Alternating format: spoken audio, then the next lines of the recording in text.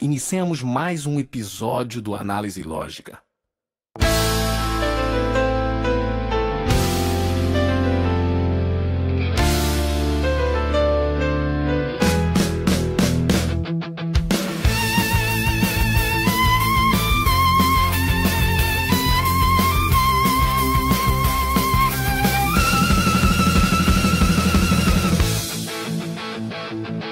Sim, a análise lógica da realidade objetiva, baseada em princípios racionais. Vamos explorar fatos relevantes e ideias radicais,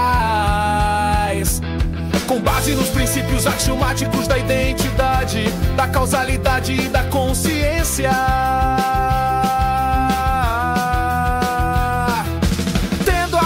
Como um absoluto, auto-interesse como guia moral e como ideais a privacidade, a liberdade e a justiça. Este podcast é uma produção Balberrache. Com vocês, Análise Lógica.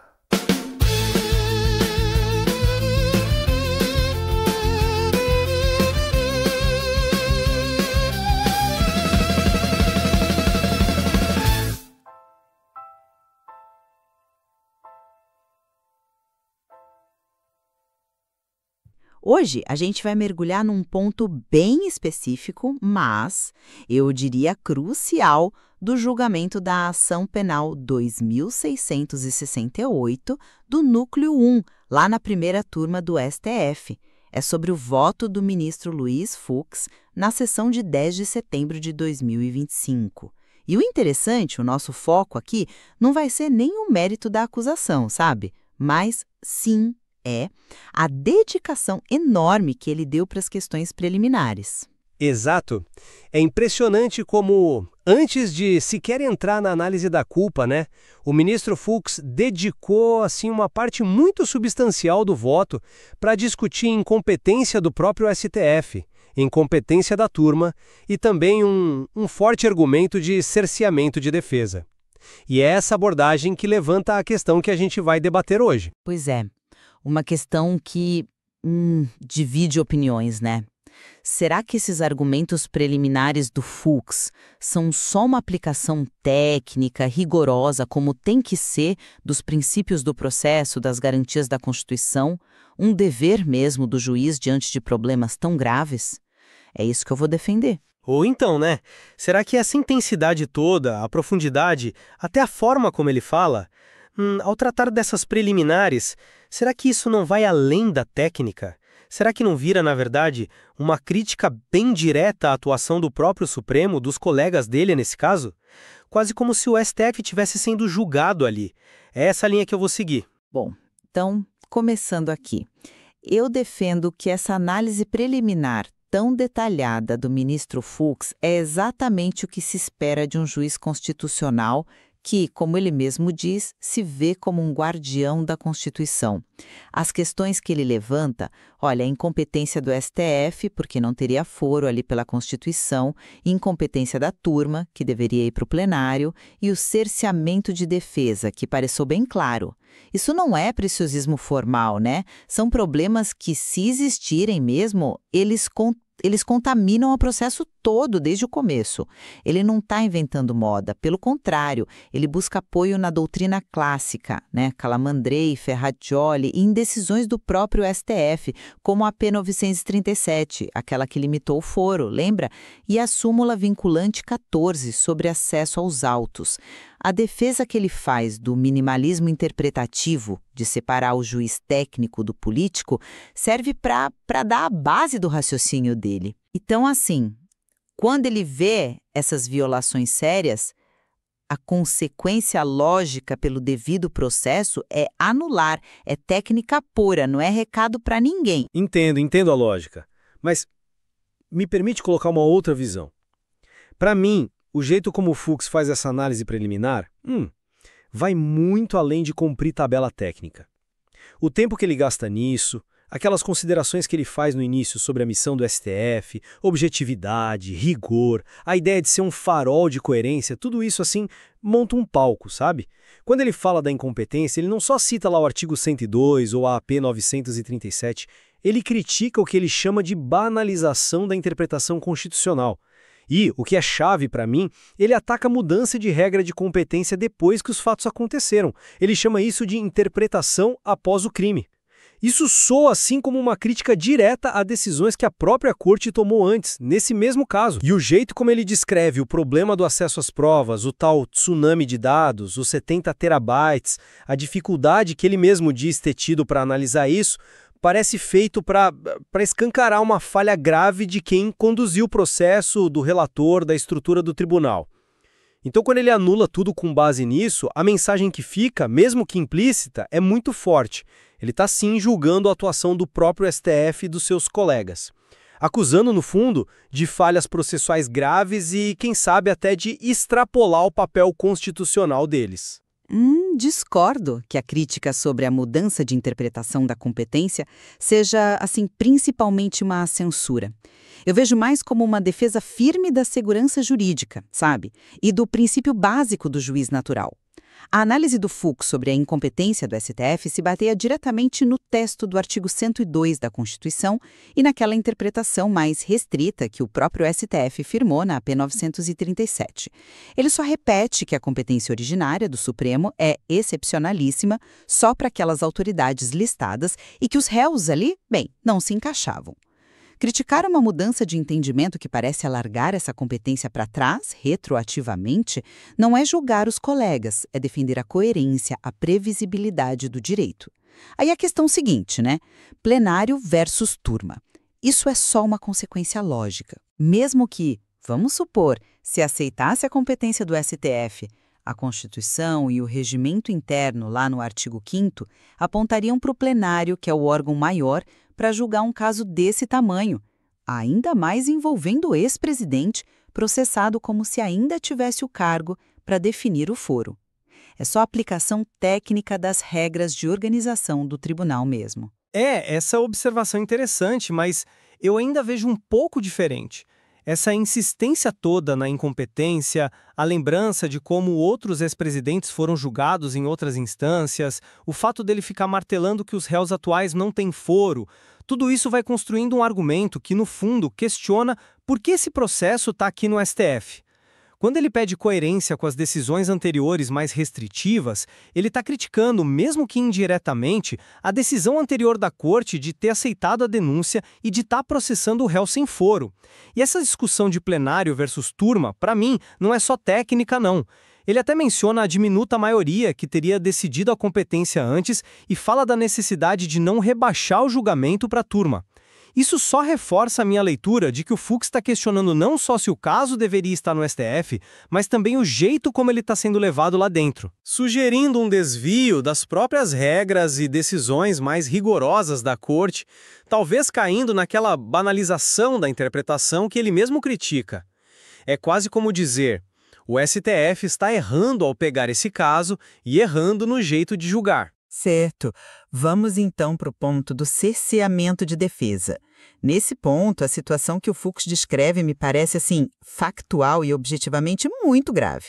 Ele detalha, a entrega tardia, caótica de um volume absurdo de dados, 70 terabytes, vindo de 1.200 equipamentos apreendidos, com 255 milhões de mensagens, base para mais de 1.000 laudos periciais. E o ponto-chave, esse material só ficou totalmente disponível ali muito em cima da hora das oitivas das testemunhas e dos interrogatórios dos réus.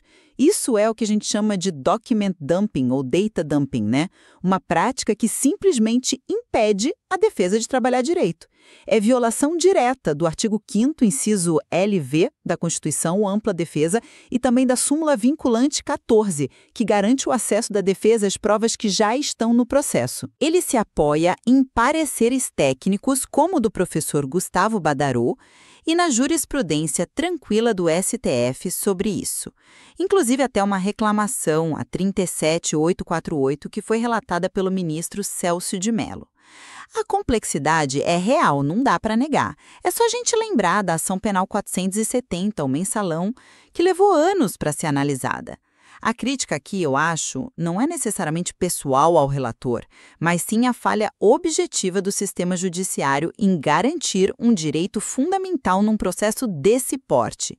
A anulação a partir do recebimento da denúncia seria, então, a consequência processual lógica necessária. Com todo respeito, aí eu discordo frontalmente da sua leitura sobre a intenção por trás dessa descrição.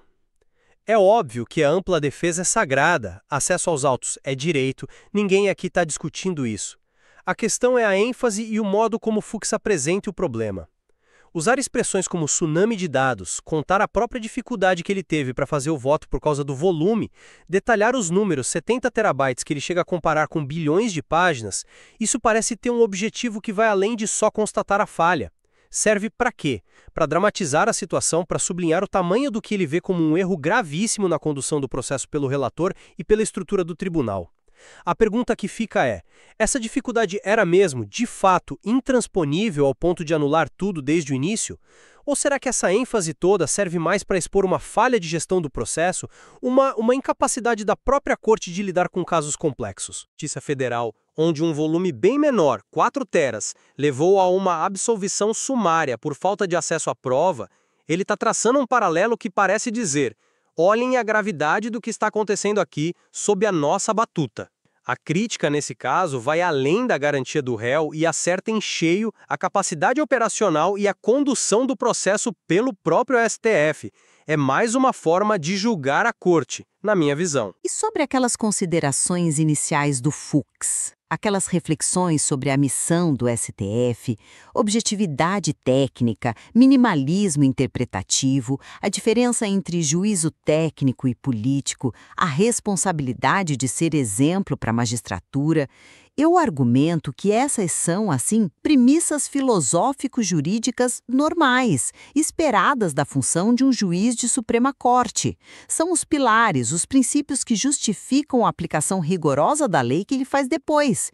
Eu não consigo ver isso como uma crítica institucional escondida, mas sim como ele estabelecendo o quadro ético e metodológico para as decisões técnicas que vêm a seguir. É um chamado à autocontenção, ao rigor técnico, o que é especialmente importante em casos de tanta visibilidade e complexidade como esse. É o Fuchs definindo o próprio padrão de como ele atua. Olha, e eu já vejo de uma maneira bem diferente.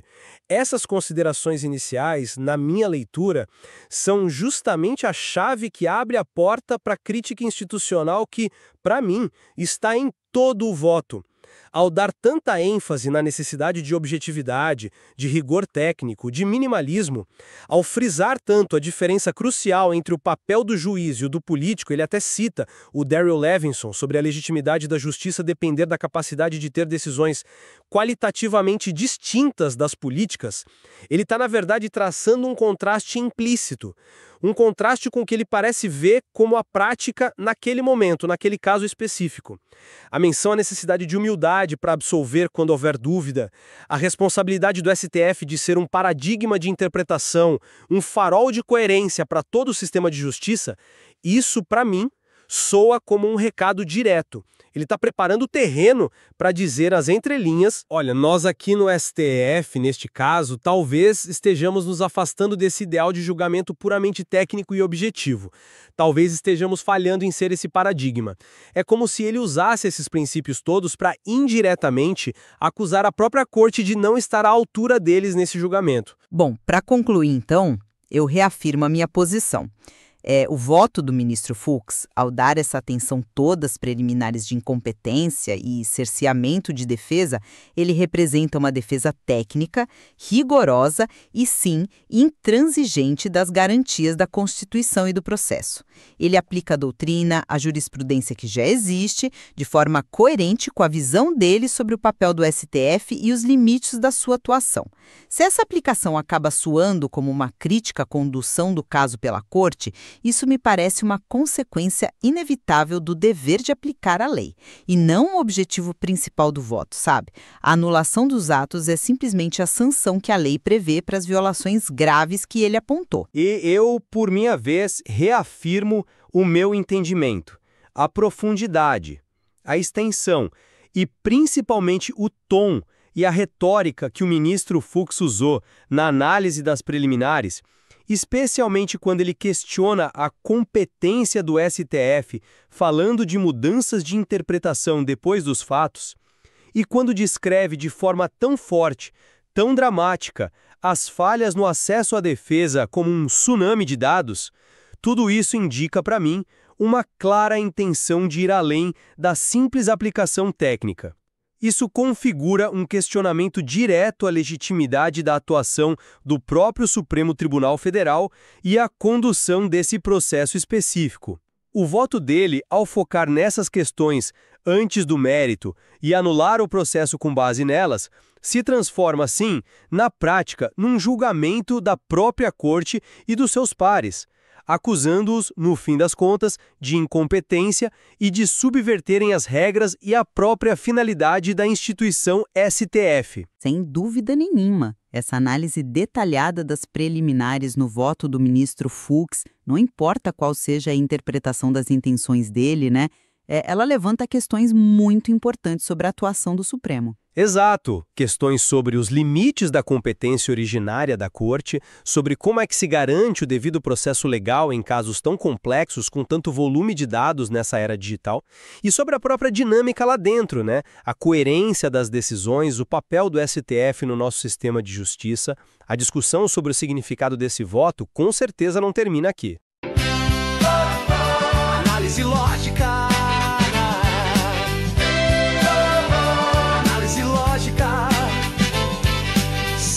Análise lógica da realidade objetiva, baseada em princípios racionais. Na semana que vem tem mais. A propósito, who is John Galt?